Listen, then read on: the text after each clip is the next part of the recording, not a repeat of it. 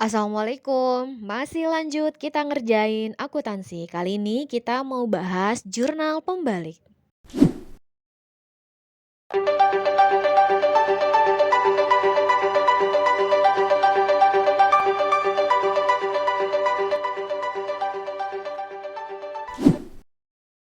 Oke, selanjutnya kita bakalan bahas jurnal pembalik. Jurnal pembalik itu sumbernya dari jurnal penyesuaian ya, tapi tidak semua jurnal penyesuaian itu bisa dibalik gitu ya.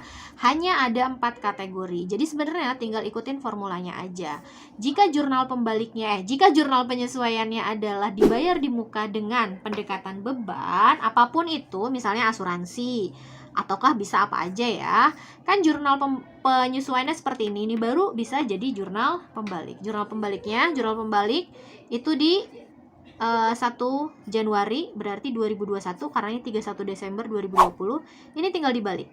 Beban asuransi di sebelah debit sebesar sekian nanti tergantung angkanya. Kemudian di kreditnya adalah ada asuransi dibayar di muka sebesar sekian. Kalau dia di jurnal penyesuaian dan pendekatan harta, kan kalau pendekatan harta beban asuransinya di debit, asuransi dibayar di mukanya di kredit kan di jurnal penyesuaian. Berarti gimana teh jurnal pembaliknya? Tidak ada jurnal pembalik. Hanya ini saja, hanya pendekatan beban saja. Yang kedua, jurnal pembalik itu bisa dari jurnal penyesuaiannya diterima di muka dengan pendekatan pendapatan. Kan jurnalnya seperti ini kan? Ya udah, tinggal dibalik tanggal 1 Januari 2021. Sewa diterima di mukanya di sebelah debit sebesar sekian. Apapun itu ya, bisa sewa, bisa iklan, bisa asuransi, ataupun di kreditnya ada pendapatan sewa, tinggal dibalik sebesar sekian. Dan formula yang ketiga adalah yang masih harus dibayar. Berarti 1 Januari 2021, kalau jurnal penyesuaiannya seperti ini, beban gaji, utang gaji, ya udah tinggal dibalik utang gaji sebesar sekian, baru beban gaji sebesar sekian.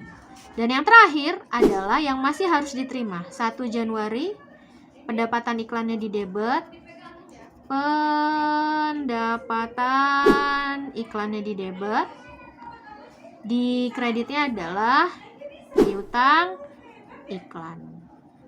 Nah, ini dia 4 formula untuk jurnal pembalik. Nah, sekarang kita mau ngerjain jurnal pembalik dari data yang kita kerjakan sebelumnya ya. Coba cek jurnal penyesuaiannya. Ada nggak yang dibayar di muka dengan pendekatan beban?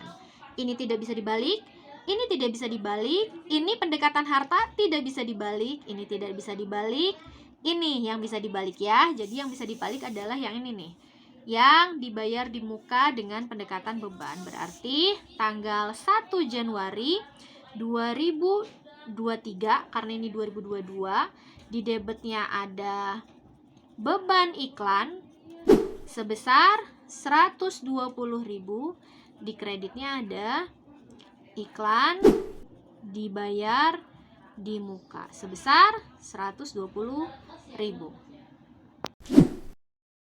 Apalagi tadi kan ini tidak bisa dibalik, yang ini tidak bisa, ini tidak bisa, ini tidak bisa, ini tidak bisa, ini bisa dibalik, ini bisa dibalik. Kemudian beban gaji, utang gaji ada nggak? Ada nih ya, berarti yang masih harus dibayar. Berarti bisa dijadiin jurnal pembalik 1 Januari 2023. Di debitnya ada apa? Tinggal dibalik ya. Di debitnya ada utang gaji sebesar 100.000. Di kreditnya ya sudah ada beban gaji sebesar 100.000.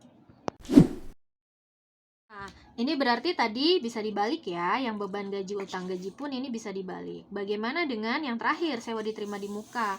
Ternyata kalau diterima di muka itu harus dengan metode pendekatan pendapatan. Ini kan metode pendekatan utang ya, berarti ini juga tidak bisa dibalik. Jadi jurnal pembalik kita untuk data dari data penyesuaian kita hanya 2 ini. Udah deh, selesai. Inilah jurnal pembalik. Gimana? Udah bisa kan bikin jurnal pembalik? Terima kasih sudah menyaksikan video ini. Sampai berjumpa lagi. Wassalamualaikum warahmatullahi wabarakatuh.